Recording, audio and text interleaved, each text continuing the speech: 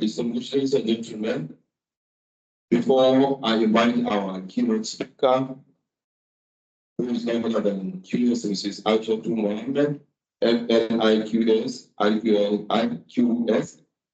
I would like to also invite Mrs. Rashida Mohammed, who is going to read her citation. Standing on the existing protocol, good morning, ladies and gentlemen. May I request the keynote speaker to stand on her feet while I read her citation.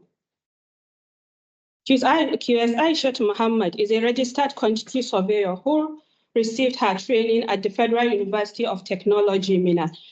She graduated with a Bachelor's of Technology in 1996 and a Master's Technology in Environmental Development Planning in 2007.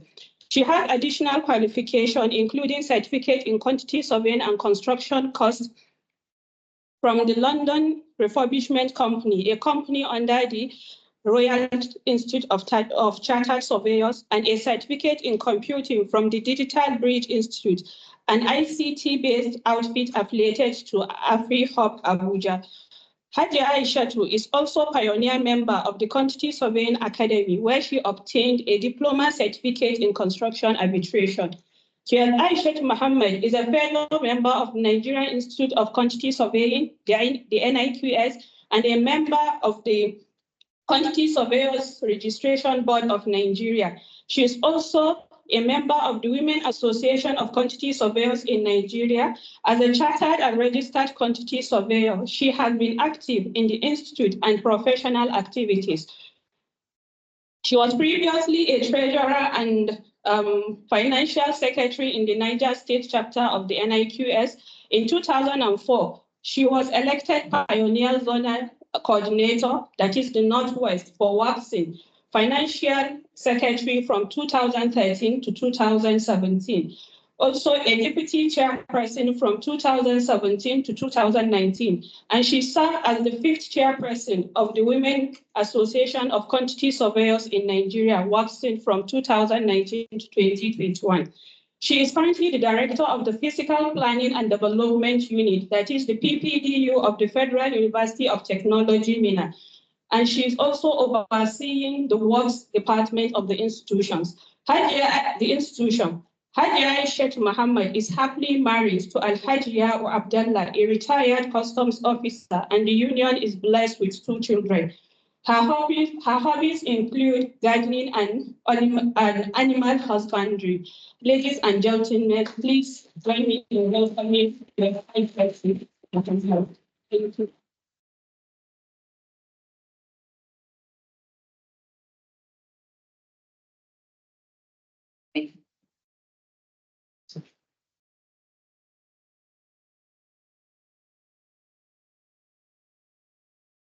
The Vice Chancellor, Ahmadu Belo University, Zaria. All other protocols duly observed. Good morning. I have the privilege to present to you my keynote address on empowering women graduates in construction, strengthening pathways into employment. How I wish we have like 70 to 80% women representation in this hall. But I believe it's just time. We will surely get there. It is with great sense of humility and delight that I stand before this distinguished gathering of professional colleagues to look at the important topic of gender equality in the construction industry. In today's dynamic world, the role of women in the workforce is paramount. However, despite significant progress, there still exist barriers hindering women graduates from realizing their full potentials in the job market. By addressing systemic issues of fostering an inclusive environment where all gender are equal, we can unlock the untapped potentials of women graduates, benefiting not only individuals, but also society as a whole. In this paper, I try to exploit some of the barriers hindering women's transition into the workforce, and I make suggestions on strategies to enhance their employability, and make suggestions on strategies to enhance their employability and to strengthen pathways into employment for them. Women's participation in education, particularly in higher education, has witnessed a commendable surge in recent decades. However, translating educational achievements into meaningful employment opportunities remains a persistent challenge for many women graduates. Some of the challenges faced by women graduates include gender bias. Deep-rooted gender biases in recruitment and promotion processes often disadvantage women graduates, leading to unequal opportunities and pay disparities. One of the SDGs Goal 5 is about promoting gender equality, and there are legislations that seek to protect the rights of women in the work environment. Here I want to cite an example of what has happened to me in my own workplace. There was this time in the office. Usually, when the bid is being opened, it is the mandate of Fiscal Planning and Development Unit to go out to various institutions where such a contractor said he has handled projects, to go investigate the project to be sure if such a project really exists. So my director then refused to put all the men in the unit. We are just 5. Because sometimes if we go for such investigation, one has to sleep there, sometimes 2 to 3 days. We are out. So when I looked at the list, I saw that there are no women. The 5 women in the unit are not in the list of those to go for the project investigation. The next list came out. The same thing. It is only the men that are there. So I said, I just have to go and see my director. So I stood up. I went. I said, sir, why are there no women in the list of us going for project investigation? What he said was, well, and I thought that your husbands will not allow you to go. He said, I'm sorry, but you should have asked me. I will be willing to go. If my husband will allow me to go for workshops and conferences, I see no reason why you will not allow me to go for project investigation and inspection. He said, no, but I should go home and talk to him. I said, no, sir. Please, sir, I need my name to be there. I want to. And what about the other ladies? I said, sir, I believe you should talk to them. I know they have interest. He said, okay. So when the next list came, all the 5 women, including a woman who is breastfeeding, her name was included. And no complaint whatsoever. We all went. And we came back. We gave our report. He was very happy. And would you believe most of the projects that the female professionals in that department went to investigate were not in existence? The contractors just kind of they have a way of just maneuvering their ways just for them to get the work. So I believe if we, the women, will be given more room to practice the profession, we will do better and excel in the profession. Lack of mentorship, the second challenge is lack of mentorship and networking opportunities. Women often encounter difficulties in accessing mentorship and networking opportunities, which are crucial for career guidance and advancement. However, most, if not all, professional bodies now have women wings chapters to provide a forum for women to interact on issues that affect them and to network together. Yes, I believe the 7 professional bodies in the built environment have women wings. The one I know most especially, which I happen to be a chairperson, the 5th chairperson. Sometimes back, we have our wing, which we call Women Association of Quantity Surveyors in Nigeria, WASI.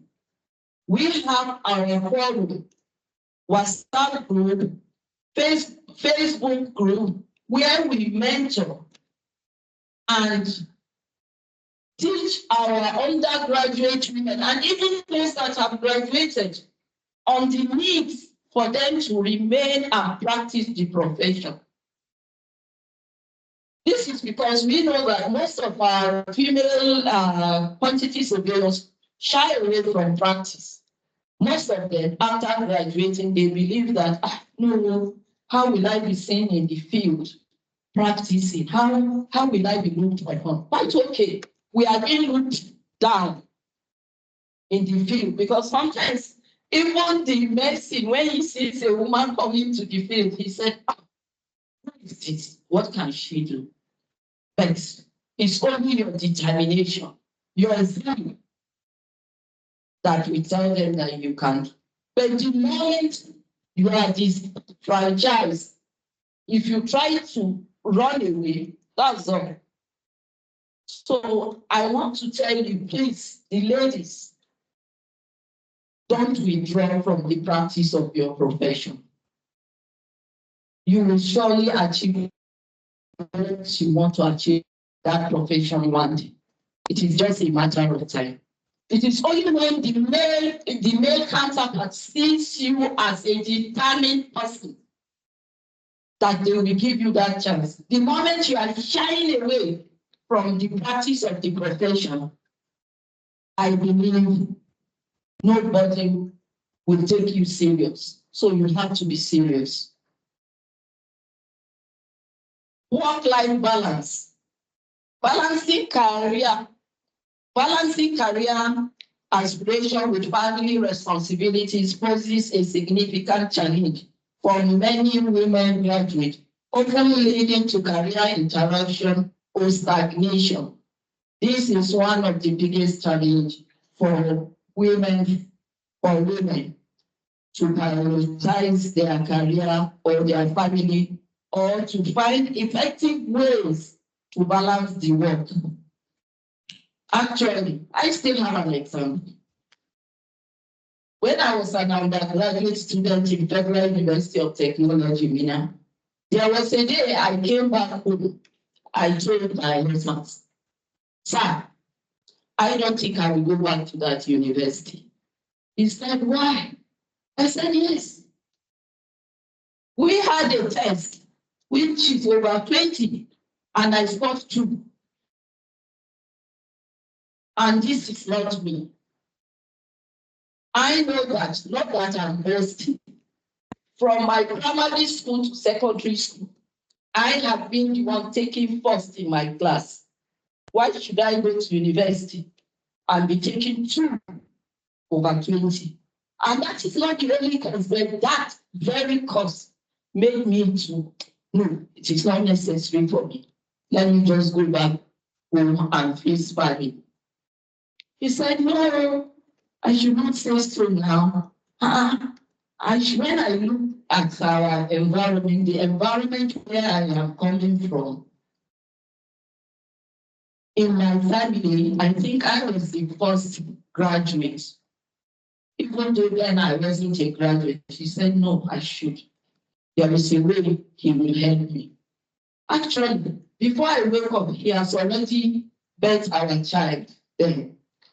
He cooked breakfast. All he needs to do is for me to dress up, climb our Vespa. We have Vespa at that time. And then he will take me to school.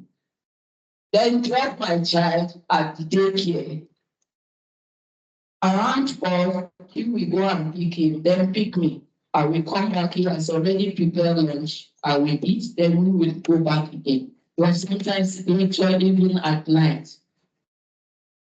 So, you know, it's not an easy thing, but you need actually to have a very supportive husband for you to achieve such things. And I believe most of the women sitting here, they have such husband. Because I know how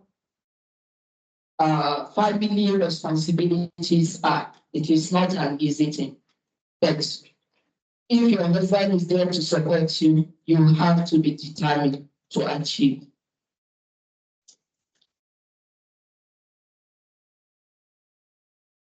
Some strategies for strengthening pathways into employment. Promoting gender diversity initiatives. Employers should implement gender diversity initiatives. Well, you can see I'm getting some of this because I don't want to see any paper here telling me please random. Initiatives, including targeted recruitment programs and diversity training to mitigate biases and foster inclusive workplace. Actually, you know, before I became the director of fiscal planning and development unit, when my VC said he is going to give a woman to head that unit, so many more, both not even those in fiscal planning, we are against it. It's like, no, let's give her a chance. I know she can do it. And if she cannot do it, then we will have to remove her. So he called me and I said, can you handle the fiscal planning and development unit? And I kept quiet. He said, no, I'm asking you. I said, yes, sir. He said, okay, I'm going to appoint you as an acting director of the unit. Are you okay with it? I said, yes, sir. Thank you very much. So many people, to be sincere with you, they said, no, your man cannot do it. Today, by the grace of God, I'm also overseeing the works department of the university. Because the director works department, he has retired, and then somebody had to act before another appointment. So it has not been easy. Sometimes I used to say that fiscal planning work is 1%.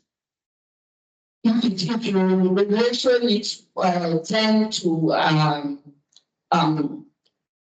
to 10, 9% is works department.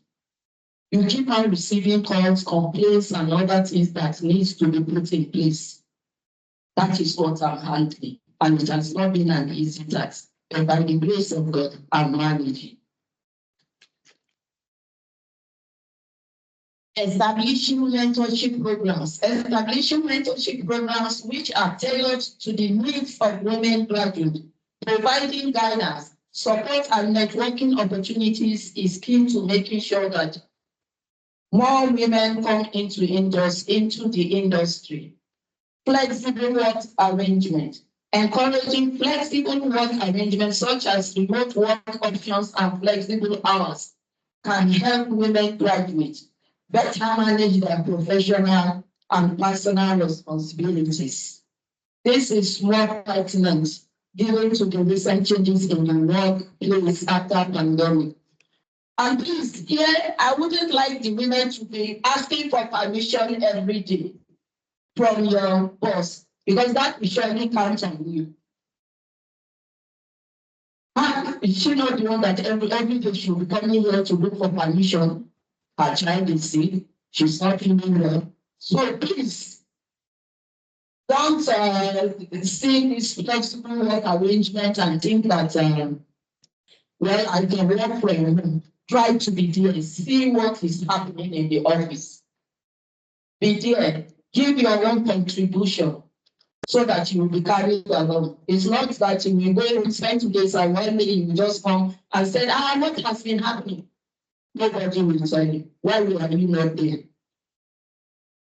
Empowerment through education. Educational institutions should integrate career development programs and workshops into their curriculum to equip women graduates with essential skills and knowledge for the job market.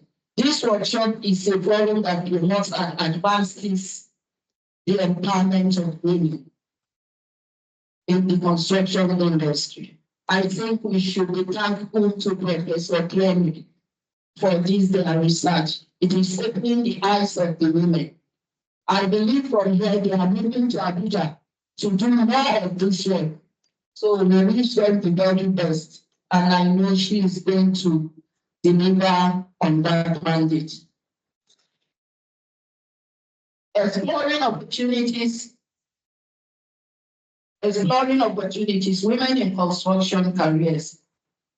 Some will question whether a woman should study a construction-related course. I will tell you that the answer to this depends on her skills, interest, and career goals. Traditionally, construction has been a male-dominated industry, but there is an increasing recognition of the value of diversity in the sector. Here are a few to consider. Interest and passion. Well, that is where I believe the women folk should come into. Because if you don't have interest in the profession, you will go nowhere. I believe it will be better for you maybe to open a boutique. And then maybe that will be better. But if you really want to be in the profession, you have to have the interest, the passion, the zeal to excel. If a woman has a genuine interest in construction, enjoys working with her hands, solving practical problems, and has a passion for creating and building, then studying a construction-related course could be a great fit. I know in the university where I'm working, we have so many female that go to the field, maybe because of one reason, maybe coming from a poor background. You see them doing medicine work. You see them doing carpentry. I was surprised when I saw a lady in the one of our construction sites. She was doing carpentry. I said, who is this? They said, and she's a student. She said she has been, she used to work in her father's carpentry workshop, where he is into beddings and other things. So she said she wants to work with us. I said, that's a very good one. We also have nurses. That one is even common when you go to our field. Some engage in fetching water, those that are not skilled beds. We have the masons and the carpenters. Although I've seen only one carpenter woman doing her job. So you have to be determined. It's very important. Career opportunities. Despite being a male-dominated construction industry, offers various career opportunities for women, including roles in architecture, engineering, project management, quantity surveying, construction management, commercial management, sustainability, and urban planning. With the growing focus on sustainable construction practices and infrastructure development, there is a demand for skills and professionals in this field. Ultimately, whether a woman should study a construction-related course depends on her individual interest, skills, career aspiration, and opportunities. available to her. It is important for women to pursue careers that align with their professional passions and goals. It is my hope and believe you will complete your studies and remain in the practice of the profession. All this requires a great deal of discipline, self-sacrifice, concerted efforts to excel, for you cannot be outstanding unless you are standing. You can aspire to be whatever you want to be, but it won't be given to you. You have to earn it. Be strategic in your dealings. In a fast-changing world, you should look for knowledge. Empower your mind to think strategically. Invest in your learning. Be open-minded and teachable. Develop the ability to take valuable information from people with the knowledge and skills that you require through mentorship. In conclusion, strengthening pathways into employment for women graduates is not only a matter of social justice, but also essential for economic prosperity and sustainable development. By addressing the systemic barriers and implementing targeted interventions, we can create a more equitable and inclusive workforce where women have equal opportunities to thrive and contribute their talent. It is imperative that stakeholders across academia, industry, and government collaborate to dismantle barriers that create a future where every woman graduates can fulfill her potential and aspiration in the workforce. May God Almighty bless you all with the zeal and grow in your chosen careers. Thank you.